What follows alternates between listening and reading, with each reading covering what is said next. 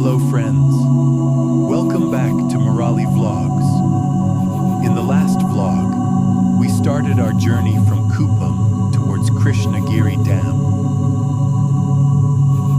Today in part 2, the journey continues. This route is very peaceful.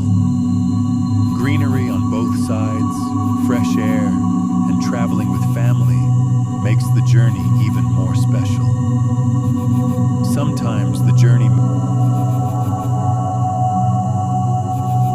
on the way, we found this place and decided to stop for food.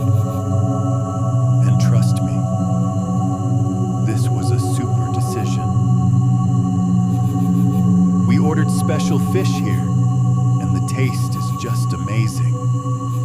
Fresh fish, perfect spices, and that local flavor, next level. Eating good food with family during travel is pure happiness.